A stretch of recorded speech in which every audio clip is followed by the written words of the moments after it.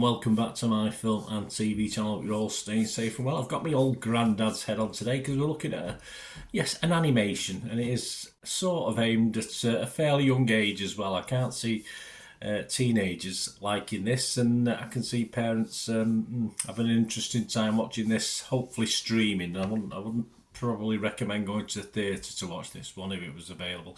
It did have a small theatre release, but it's currently showing on Peacock, I think, in the US. So check if you're interested. Check when it's going to be available for your streaming service.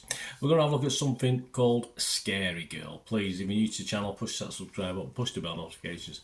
Everything film and TV reviews like this, information blogs, lots of different things. Let us know your thoughts on this or anything to do with film and TV. And of course, I will respond if it's just a matter of giving you a like. If you can like this vlog as well, that'd be much appreciated. A thumbs up.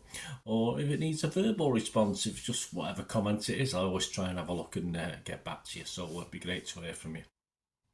Right, yes, 90 minutes, so that's okay for an animation. You probably take off about 6 or 7 minutes credit running time as well. So about an hour and 20 minutes run time, which will do for me, certainly with an animation.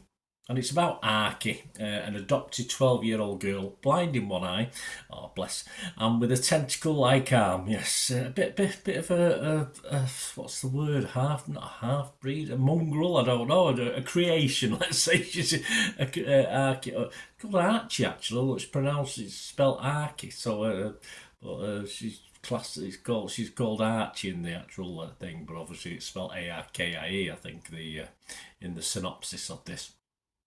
So she lives anyway. She's created. She's created. She lives on an island. You'll find out a little bit more as you watch the film, of course. She lives on an isolated peninsula with her own overprotective father, Blister, a giant octopus. Yes, that's where the arm came from.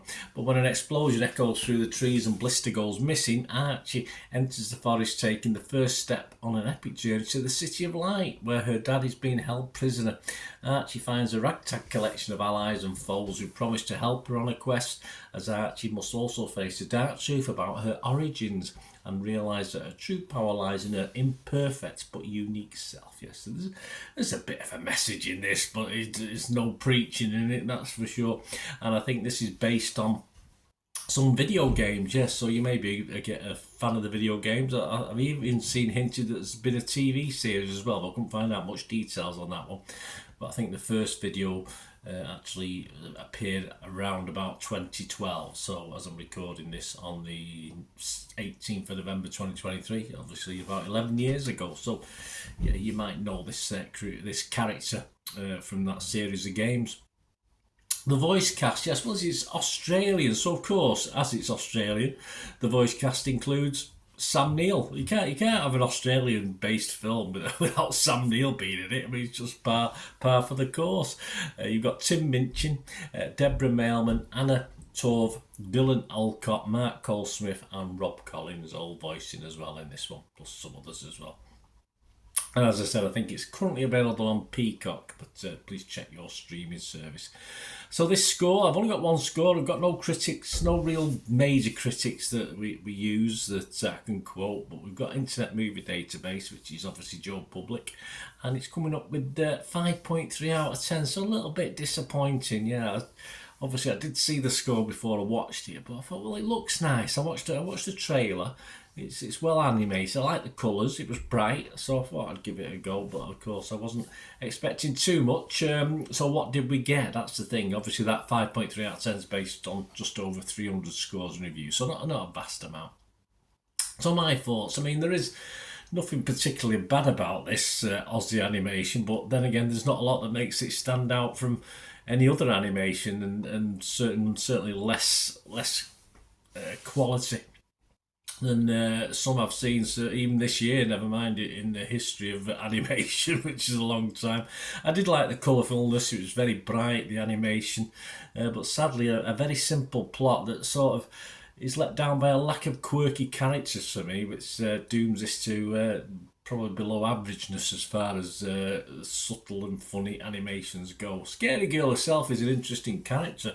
She probably deserves much better than this film in reality, because she's quite good. I like it. I had a Nightmare Before Christmas vibe to it when I looked at the image of her and stuff like that. So, or him, say it's Archie, but obviously it's a girl. But it just lacks, the film itself lacks a bit of jeopardy. It lacks humour. Obviously, as adults, when we go and watch these things with kids, grandkids, etc., you want a little bit of humour. You want some stuff that goes over the kids' heads but hits the adults. But this doesn't quite do it. Of course, you get half decent animations that obviously you can sort of enjoy, but there's a limit to that. You still need a decent story. The baddie is okay, of course. The baddie is voiced by Neil himself, but there's just not enough of him. Simply, it wouldn't have took him long in the studio, that's for sure. And there's not enough quirky sidekicks and henchmen in this to move the story along and entertain all ages, which of course if you're going to watch it with your kids, you want to be entertained. And it's certainly, for me, there's nothing for an older, if you certainly 10 upwards, 11 upwards, you probably want a little bit more out of a film than you get for this. And it's obviously its demographic sort of probably reduces to sort of 7 to 10 year olds or something like that, and they may be okay with it, may be fine. Of course, it helps the adults with it being under 90-minute runtime. What we do tend, you may find yourself checking your phone, etc. if you're an adult watching this, that's for sure. But fans of the video games might enjoy it. As I say, I've never played the video game. I don't know how this film is actually a plot of one of the games. I'm not sure, but so the fans might enjoy it. Younger kids generally enjoy bits and bobs, but I can't see that they won't get distracted either.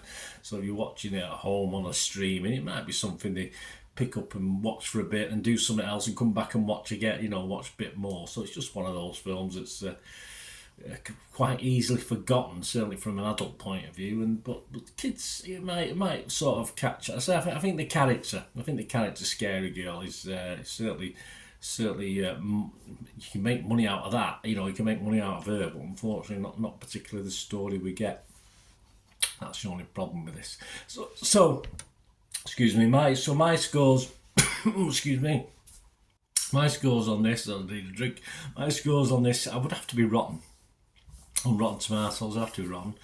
On Metacritic, I'd be mixed, because it's not a total disaster, because I am going to score it, and as you know, if it gets less than 5, I don't score it, but it is going to get my minimum of 5, so not much different to Internet Movie Database. I'm going to give it a 5 out of 10. I enjoyed certain little bits of it, and I was a little bit disappointed that the story wasn't better, but I just like the character. Scarygirl, I think, is a good character. Needs better, needs some better storylines, I think, for this. So let me know what you think anyway. It'd be great to hear from you about Scarygirl. Did your kids like it? Let me know. Thanks for watching, guys. Until we meet again. And that's one thing, don't I? Please stay safe, everyone. Bye for now.